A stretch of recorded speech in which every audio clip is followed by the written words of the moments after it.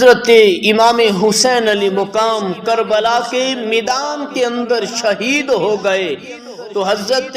امام حسین علی مقام کا کٹا ہوا سر اور باقی 71 لوگوں کے کٹے ہوئے سر نیزے کی نوک پر ہے۔ اور یزید اتنا ظالم تھا، جابر تھا کہ جب مدینے پر یزید نے مسلم بن عقبہ کو مقرر کیا،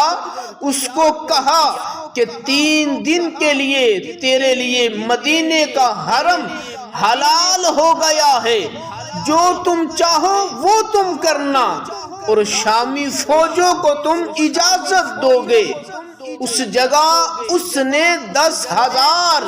تابعین کو اور 700 صحابہ کو شہید کیا۔ حضرت سعد بن خدری رضی اللہ تعالی عنہ گھر سے باہر نکلتے ہیں، آپ بوڑھے ہو چکے ہیں، اور ظالم جابر جس وقت پوچھتے ہیں آپ کا نام کیا ہے تو آپ نے کہا میرا نام خدری ہے، تو انہوں نے کہا یہ نام سنا سنا لگتا ہے، اور آپ کی داڑھی مبارک کو کھینچ کر انہوں نے کہا جو بھی کچھ آپ کے پاس ہے وہ ہمیں دے دو، تو آپ نے کہا میرے پاس کچھ بھی نہیں ہے، تو آپ کو گھر کے اندر لے گئے اور گھر کی تلاشی لی ان ظالموں نے، اور گھر کے اندر انہوں نے 2 کبوتر پالے ہوئے تھے، وہ ظالم وہ 2 کبوتروں کو بھی لے جاتے ہیں۔ یارو حضرت ابن سران رضی اللہ تعالی عنہ جو حضور کے علمبردار تھے فتح کے دن، ان کو سب سے پہلے ستو پلائے گئے، اور پلانے کے بعد ان کی گردن پر تلوار چلائی گئی، اور تلوار چلانے کے بعد ان ظالموں نے کہا آج جو یہ ستو تو نے پیے ہیں یہ تیری زندگی کے یہ آخری ستو ہے۔ اور یارو مسجد نبوی کے اندر منبر رسول کے ساتھ ان لوگوں نے گھوڑوں کو باندھا، اور یارو وہاں پر ہی وہ گھوڑے لید کرتے رہے۔ آقا علیہ السلام کے ایک صحابی ہیں، وہ فرماتے ہیں کہ مسجد کے اندر جو بھی بندہ ان کو ملتا اس کو وہ اٹھا کے لے جاتے، لیکن جس وقت میری طرف آتے مجھے نبی نہ سمجھ کر مجھے چھوڑ جاتے۔ لیکن مجھے ایک چیز نے پریشان کیا ہوا تھا کہ جس وقت اذان کا وقت ہوگا، نماز کا وقت ہوگا، مجھے کیسے پتا چلے گا؟ لیکن وہ صحابی کہتا ہے کہ جتنے دن لوگوں نے ظلم کیا اتنے دن گنبد خضرا سے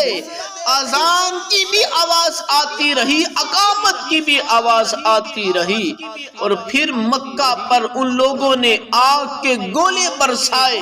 یہاں تک کہ خانہ کعبہ کا جو غلاف تھا وہ جل گیا۔ اور یارو جس وقت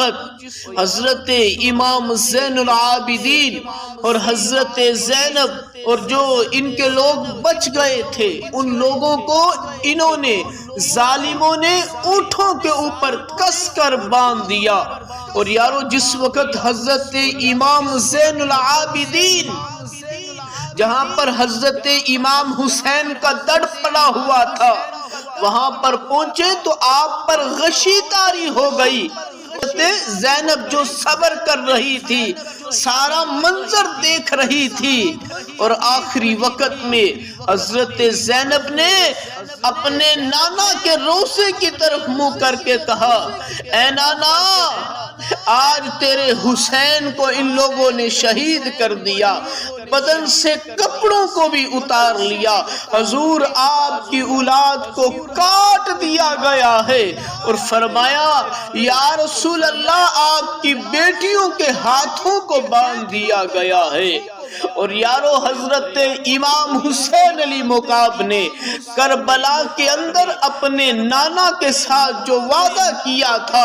وہ وعدہ بھی پورا کیا، اور جو اپنے نانا کے کندھوں کے اوپر سواری کی تھی اس کا بھی حق ادا کر دیا۔ جو اپنے نانا کی زبان کو چوسا تھا اس کا بھی حق ادا کر دیا۔ کسی نے کیا خوب کہا ہے کہ دارین کا سلطان حسین ابن علی ہے، منہ بولتا قرآن حسین ابن علی ہے،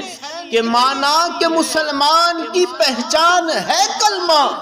کلمے کی پہچان حسین ابن علی ہے۔ اس بات کو سمجھیے گا کہ جو حضرت امام حسین علی مقام پر کربلا میں پانی کو بند کر دیا گیا، یہ تو فقط ایک امتحان تھا، لیکن حسین کا تو اس نسل سے تعلق ہے کہ اگر اسماعیل اپنی ایڑی کو رگڑتے ہیں تو پانی کے چشمے نکل آتے ہیں، اگر محمد عربی نانا مصطفیٰ اگر برتن کے اندر ہاتھ رکھتے ہیں تو پانی کے چشمے پھوٹ نکلتے ہیں۔ یارو ان کا تعلق تو اس نسل سے ہے۔